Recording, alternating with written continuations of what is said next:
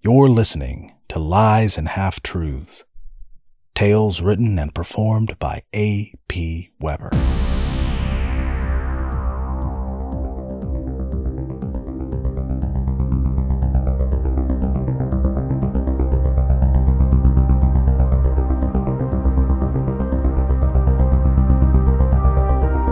We're on the third part of an ongoing fantasy adventure story called Cascade Rock. If you haven't already, be sure to listen to the first two parts before continuing with this one. When we left off last time, poor Darl had been tracked down by the feared bounty hunter, Adracia the Inescapable, and arrested for stealing that mysterious map from the dreaded Lord of Teeth, Baron Redway. Will Darl be returned to the Baron for punishment? Or will his Hafkin band find a way to free him? The answer? On this episode of Lies and Half-Truths, Cascade Rock, Part 3.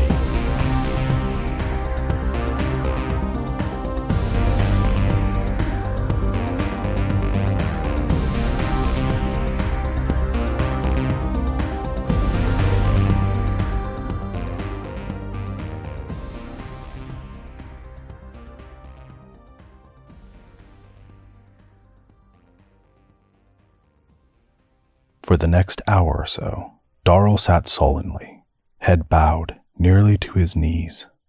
When his brother arrived, he didn't rise to greet him, nor did he lift his head. "I shouldn't have brought you here," Darl said. "It was very stupid of you," Ven agreed. "She's called Adracia the Inescapable for a reason." Darl shuddered. "I know. And you stole from the dreaded warlord Baron Redway, wearer of the crown of teeth, scourge at the frontier. For a Hafkin, that is very, very stupid." "I know." "And now it appears the Baron plans to mete out his vengeance and reclaim his property." "That's about the size of it." "Well, it's a good thing we're getting out of here."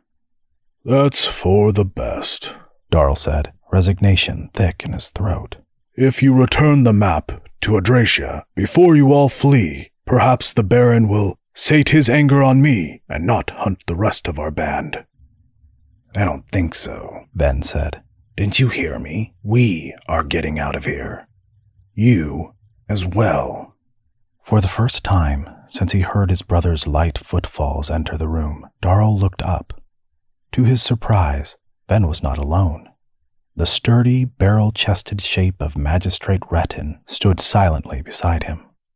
"Darl Hafkin," the magistrate began in his gruff, authoritative voice, "for crimes of reckless mischief and destruction of public and private property, I hereby sentence you to exile in the valley above the fall. May you find a way to repay the damage you've caused, or die in the wilderness, far from any civilization." Darl stared wide-eyed at the magistrate. "Saw that coming," Bill said from his stool. "Shut up, Bill!" Darl snarled. Retin cleared his throat. "Bill, please step out. I need a moment with the prisoner." As Bill crossed in front of Darl's cage, he cast the Hafkin a cockeyed look. "It was nice knowing ya," he said. "That's a death sentence." Once the door was closed behind Bill, the magistrate produced a ring of keys and unlocked Darl's cell. "Your mother visited me," he said. "She and your brother here showed me the map. They were able to translate bits of it, the Valley of the Gods. Of course, we here in Cascade Rock already know about the legends of ancient treasure-obsessed gods. It's partly what brought the first men all the way out here, and I'll be damned if I'm going to let a bloodthirsty warlord like Redway get his hands on it before us. You must know it's dangerous above the falls. Deadly. It is a realm forgotten by time and undisturbed by man. And I tell you, the Fae still dwell there, if not the gods of old. Few who have ventured far into that mist-shrouded land have returned to tell the tale. But until now, no one had a map.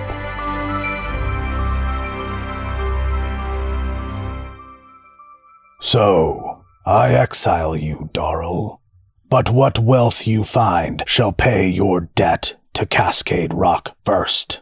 After that, a tithe is owed. Your mother has agreed to this. In return, you shall be as good as dead to the great Baron, and his beloved map lost. Are these terms acceptable to you? Darl's mouth had been hanging slack the entire time Renton spoke, and now words in answer to the question eluded him. Yes, Ben put in definitively. They are acceptable, and we thank you. Wait, Darl said, eyes narrowing on Renton. You'd risk the wrath of Baron Redway? For a Hafkin? Why? Renton's thick chest heaved with a heavy, long-suffering breath. The way I see it, your life is the only thing I'm risking. Redway is not the only one with an imperial mandate. If he lays siege to Cascade Rock, he'll disrupt the flow of hardwood to the capital. The immortal Emperor's shipwrights will be very put out should that happen. And I will admit to taking some pleasure from denying so onerous an individual as Redway something he desires. Darl looked at his brother and shuddered. Yeah, I guess that makes sense. Good, Renton said. You have this evening to prepare for your expedition. Tomorrow I will inform the bounty hunter of my judgment. I suggest that you be well away into the wilds by then. She does not seem like the type of person to take disappointing news with grace.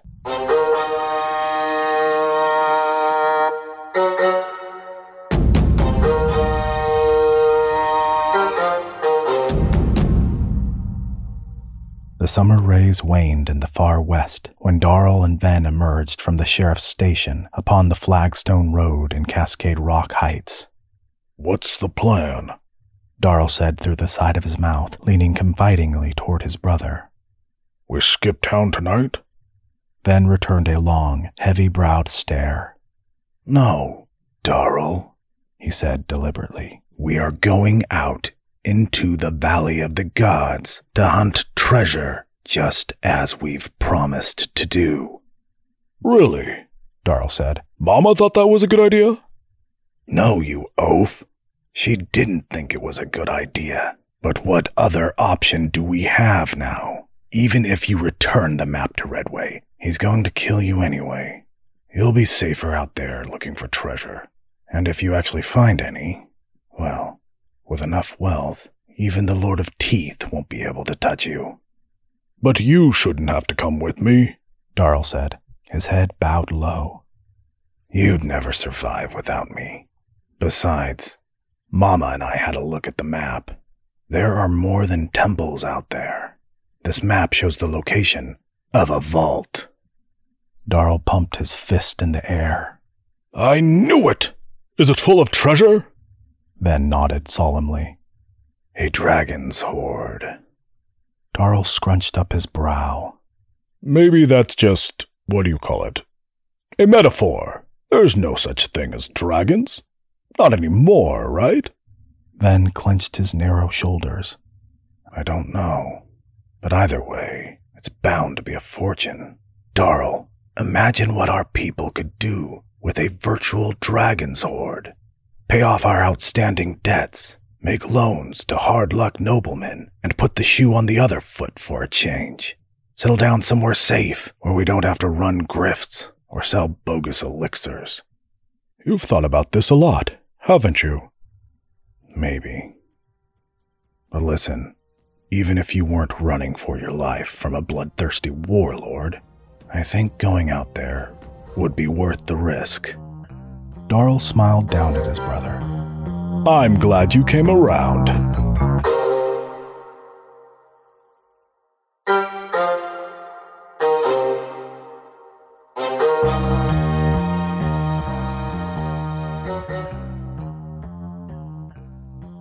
morning mist spilled out over the ancient dam like a second slothful fall, and tumbled down into the dell, drenching Cascade Rock in moisture as it clung to the cliff wall and slowly pooled in the cracks and divots and troughs of the town's architecture. Darl and Ven stood upon the dam's smooth, ancient capstones. Behind them, the known frontier sloped away to the horizon, shrouded in the cloak of fleeing night. Somewhere back there, beyond the world's curve, were farms, towns, cities of empire, and the vast open sea. The world of men, slowly growing tame and civilized, even though still plagued by barbarism and violence. Ahead, the Dawn's Edge Mountains rose in a dark wall, her white-capped peaks reddening in the faint, growing morning sunlight.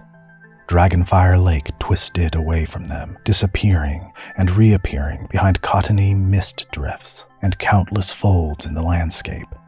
There was no breath of wind, and where the lake's shadowy surface lay open to the sky, it reflected the fading starlight in its still gloss. Unfamiliar bird songs, along with strange, throaty calls and croaks, sounded from thick boughs and reeds on the distant shores. The dam's massive capstones ran from north to south, terminating at each end into sheer rock faces that towered unassailable into the air. The capstones served as a thoroughfare, running between wooden buildings hanging over the edge on one side, and the small fishing boats docked against free-floating piers in the water on the other. Here, at the narrow tip of the lake, where the water flow had been stopped up in an unknown age, something of a cove had formed, protected by steep rock walls. Darl breathed deep through his nostrils. Doesn't look so scary. Humans can be so mamby-pamby sometimes. Maybe, but I did find a fisherman willing to take us out past the cove. How did you do on the supplies? Great. Great? Really good. Really good? I found almost everything we need. Almost everything? Most of the important things. Most? Yeah. I got this bit of rope from Amadeus's place, and this bag of millet I got for a steal. Can you believe they were going to feed it to livestock? But not an actual steal, right? What do you mean? Never mind. Did you get a lamp? What do we need that for? You don't think it's going to be dark in an abandoned temple? Maybe, but it's too late now. We have to be off before the sun's up. Darl, we are going to be out in the wild for I don't know how long. I don't think you're properly appreciating how treacherous it's going to be out there. Maybe, if you lecture me long enough, I'll get it. Boys, stop arguing, a stern voice rebuked them. Mom? Darl threw his arms around the statuesque woman who had quietly approached through the early morning gloom. She stood nearly as tall as him, broad-shouldered, her face slate smooth and angular. Her only soft features were her searching eyes and her rounded bottom lip that bulged but effectively concealed her prominent incisors. "My foolish boy," she said, embracing him in return. "You've brought the wrath of the toothed crown down upon yourself." Darl held his mother at arm's length for a moment and looked at her with brows askew. Why does everyone keep fretting about that? The crown of teeth. What's the big deal? His mother's eyes shone with sorrow. She reached out and touched his face. "Oh, my foolish, foolish boy." For a moment longer, Darl held his mother's sad gaze. This woman, Char del Burrow, chief of the band, the brave and wise leader who overcame so many obstacles to protect and prosper her clan and family, now looked on him not with fearfulness, but with sorrow, as if he were already dead. "Mama?" She stroked his face and said, "Stay with your brother. Protect each other. Listen to him. He is wise, but do not forget that you possess a kind of wisdom of your own. A failure to act is as foolish as impetuousness. Mama, I'll be fine. He began to reassure her, but she put her fingers to his lips to silence him. Yet she said nothing more. He felt his brother's hand on his shoulder. Just say goodbye, Ven said in a hushed voice. I'll explain about the crown of teeth on the boat. The captain of the small vessel made up for the deficit of hair on his head with abundant scraggles in his ears and nostrils and on his sloping chin. He watched the Hafkin brothers from the tiller as they sat facing him, rowing out into the still morning water. Are we going to row all the way there? Darl said, glancing over his shoulder. And where is there, exactly? I imagine, replied Ven, with an inquiring look at the fisherman, the wind will pick up after we get out from the shelter of this cove. The fisherman made no reply to this, so Ven went on. As for where, I discussed with our esteemed captain here the nearest location marked on the map. It's the temple of a deity called Raywin. God or goddess? A god, I think. Name sounds like a goddess. Well, if I'm interpreting the runic gender signifier correctly. At that moment, the fisherman spoke with abrupt foreboding. It is a cursed place, he cried. I have seen it rising from the depths in the gloomy mist. A leviathan guards the temple, with great rows of dagger teeth in its gaping maw. The brothers stared wide-eyed at the fisherman for a long moment. Finally, Darl spoke up. That's interesting. But, you're still going to take us there, right? The fisherman grunted. We will stay close to the shore as we travel, also a dangerous prospect, but I will not risk a voyage through the dark water of the open lake. Right. Darl nodded, glancing sidelong at his brother. That makes sense, I guess. Though you see the instruments of fishing on this vessel, you are never to take them up once we are outside the cove. Such action is likely to draw down the wrath of the Leviathan, who is fiercely jealous of her hunting ground. Ven ceased pulling on his oar momentarily. You only fish in the cove. It is the only safe water, confirmed the fisherman. So this monster never comes in here? Never. We're going off course. Pull your weight. Yeah, Darl put in. Pull your weight. Ven resumed. And you've seen this Leviathan? With my own eyes. Like a serpent? About the thickness of a tree trunk? Of a great tree trunk, yes. Of course. The thickest tree you've ever seen, Ven said, and then looked at Darl with a smirk. We'll be on the lookout for logs. Thank you.